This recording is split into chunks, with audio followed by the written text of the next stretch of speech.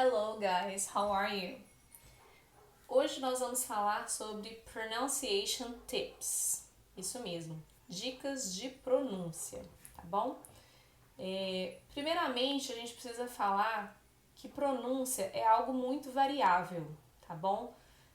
Vai variar de acordo com o país, dependendo do estado, né? Igual aqui no Brasil, a gente tem um país muito grande, cheio de sotaques.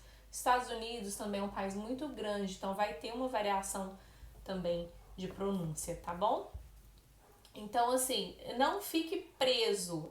Claro que vocês vão aprender a palavra de determinada forma, vocês vão gravar de determinada forma, mas em algum momento vocês vão perceber que outras pessoas pronunciam aquela mesma palavra de uma outra forma, tá? E não tem problema nenhum nisso. Isso não quer dizer que você não vai entender, porque o contexto ajuda bastante a gente, né, na compreensão. E também isso é muito legal, porque a gente vai sempre aprender, vai estar sempre assimilando coisas novas. Então, se você é uma pessoa que gosta de viajar, cada país que você for, né, que estiver falando inglês, você vai perceber essa diferença de sotaque, como que algumas palavras são pronunciadas de um jeito ou de outro, tá bom? A gente viu, inclusive, no vídeo que eu falei, né, comparando o inglês britânico do americano, que a principal diferença é a pronúncia, né? Então, não seria diferente com os outros países, com outras regiões. Tem alteração. Então, assim, não fique preso achando que se você aprender a pronunciar uma palavra de uma certa forma, não ache que aquela vai ser a única forma, tá bom? Eu vejo muitas pessoas discutindo essa questão de pronúncia. Claro que existem erros, mas assim, muitas vezes as pessoas discutem, brigam pelo jeito correto, mas na verdade aquilo ali é só uma variação mesmo, que dependendo de cada região vai ser de uma forma, tá bom? Então, eu vim trazer aqui para vocês algumas dicas que eu acho que vale para a pronúncia de um modo geral, ok? Então, a primeira delas é sobre as palavras com TH, TH, né? Olha só, gente, as palavras que onde tem essa forma, né, de T seguido de H, a gente vai ter que movimentar a nossa boca de uma forma diferente. É o único som que existe no inglês que não existe no português, que a gente não faz no português, tá bom? Então, o que acontece? Quando você vê o TH numa palavra, você vai ter que colocar a ponta da sua língua na parte de cima da sua boca, seja no céu da boca, nos dentes de cima, ou no máximo nessa linha aqui, entre os dentes de cima e os dentes de baixo, tá bom? E aí esse TH vai soar de duas formas. Tem o TH que eu brinco que é o TH do soprinho, porque ele não tem som, tá? Tem algumas pessoas que relacionam ele com a letra F ou com a letra S. Na verdade, não é F nem S, porque se você perceber, quando você está falando F e S, a sua língua fica na parte de baixo da sua boca o tempo inteiro, tá? Então, o TH é um soprinho. Eu tô exagerando aqui, mas é mais ou menos isso, ó. Ponta da língua lá em cima, tá bom? Então, é o caso de bathroom,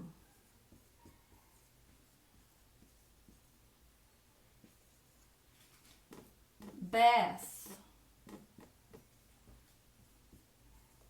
things.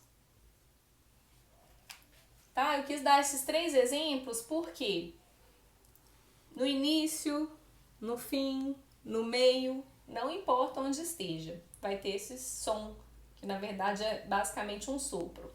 Então você vai falar bathroom, bath, things.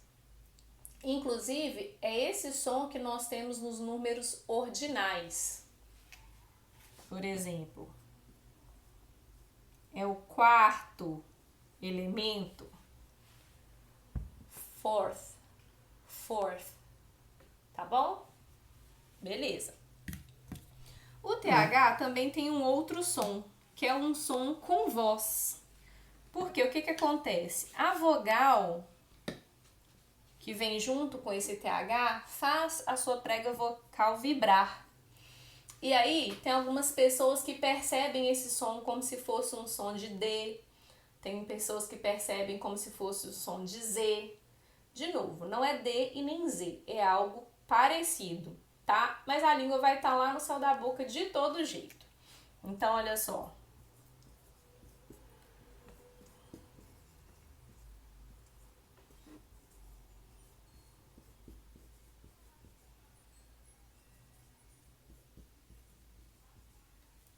Nessas palavras aqui nós temos este som. Então, no início e no meio, né? That, those, brother, mother, father, the. Tá? V, Z, D.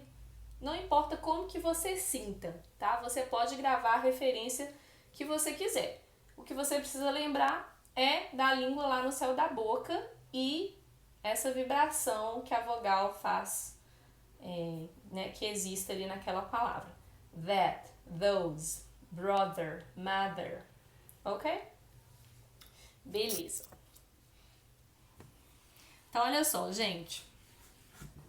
Uma coisa muito peculiar, assim, muito interessante no inglês são as vogais, tá? O som das vogais. Opa! Deixei a tampinha cair, mas tudo bem. Vowel sounds.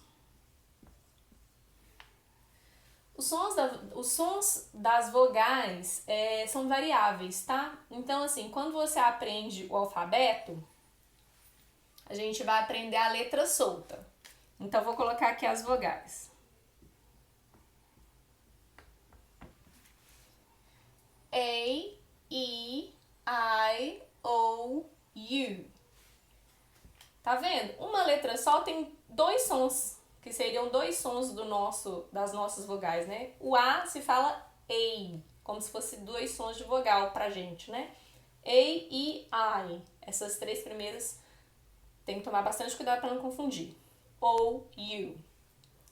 Aí o que acontece? Só que na palavra, você pode, por exemplo, letrar, você pode falar tanto A quanto E, por exemplo. Então, ou A também, né? Se estiver na frase. Por exemplo, this is a marker, né? Porque é o artigo indefinido. Tem algumas regiões que falam this is a marker, tá? Ou this is a marker. Beleza. Agora, a maçã, por exemplo. Se for na Inglaterra, eles vão falar apple. Se for nos Estados Unidos, eles vão falar apple.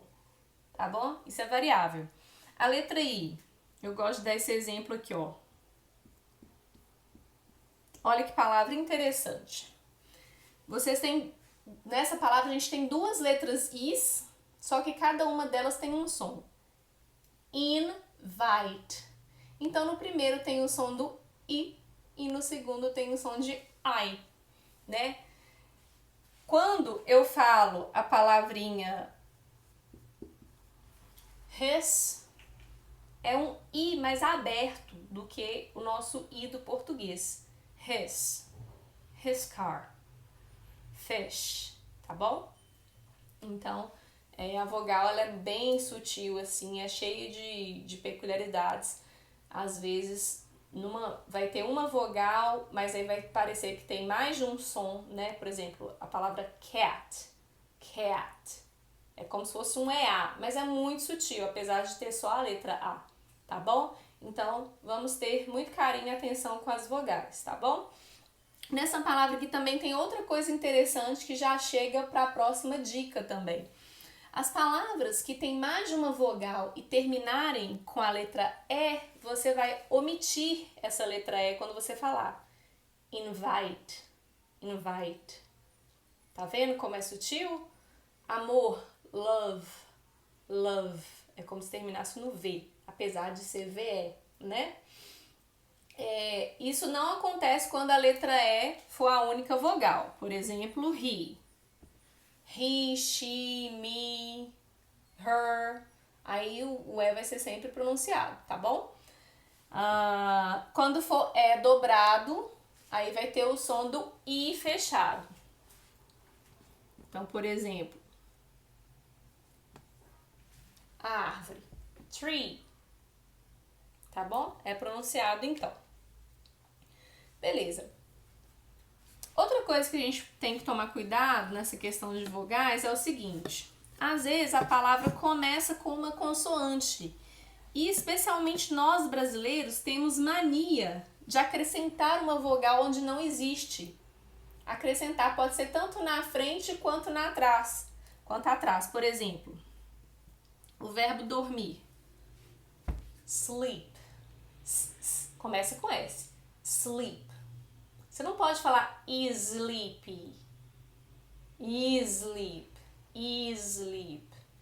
Né? Isso é um vício que alguns brasileiros cometem. É como se colocasse uma letra I que não existe aqui. Tá bom? Outra palavra interessante pra gente trabalhar, que é outro vício que o brasileiro tem. O T, no inglês, ele é um som limpo, tá? É o T do espanhol, por exemplo. Porque, por exemplo, quando a gente fala no português, eu te amo, eu te amo. No espanhol, eles já falam te amo, não é? Me perdoe aí os professores de espanhol, se não estiver totalmente correto, me corrijam, por favor. Mas é um T limpo. Você não faz t, né? É t. Então aqui, ó, a gente não pode falar kit.